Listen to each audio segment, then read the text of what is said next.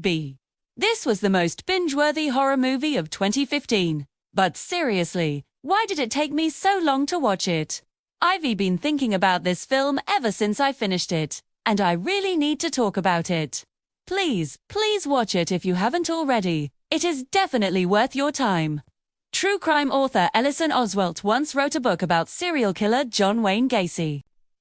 Ellison used forgotten evidence to identify one of Gacy's victims, leading to Gacy's arrest.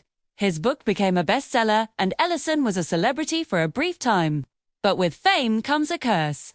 His next few books failed, and Ellison's reputation as a writer plummeted. Needing a comeback, he relocates his family to the home of a gruesome unsolved murder case, hoping to find inspiration and solve the mystery. Of course, we know things don't go well.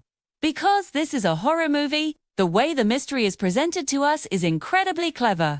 We only get bits and pieces, just like Ellison does, and are left guessing until the end. This makes the reveal all the more impactful. Is it sadistic? Yes. Is it unfair? Yes. But sometimes real life can be sadistic and unfair, and isn't that what makes this movie so good? I think what terrifies me the most about this film is that it feels so real.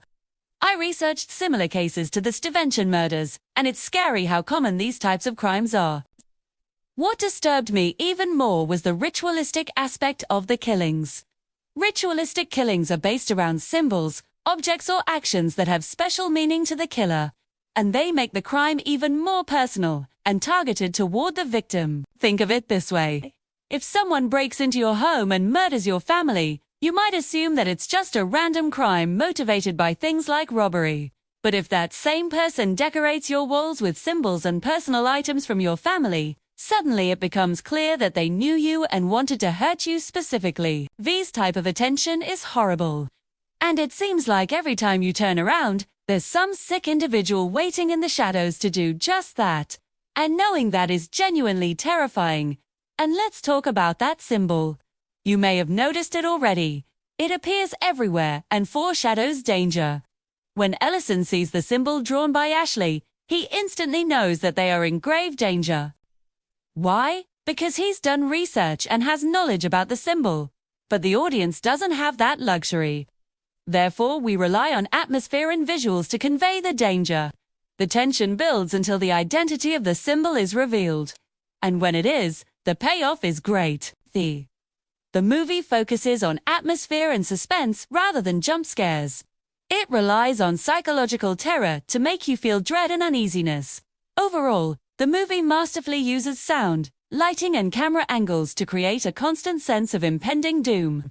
There's also something truly unnerving about watching a movie where the main character becomes increasingly paranoid. We question his sanity along with the other characters, wondering if he's making the right decisions. Now let's talk about the ending. This movie does not shy away from being brutal. And that's why it deserves to be praised. The ending is graphic and disturbing, but it's necessary to drive home the themes of the film. Third, the movie leaves us with a sense of hopelessness. There is no happy ending, no neatly tied bows. Instead, we're confronted with the harsh realities of life. But that's what makes this movie so memorable. It doesn't sugarcoat anything. It's raw and real.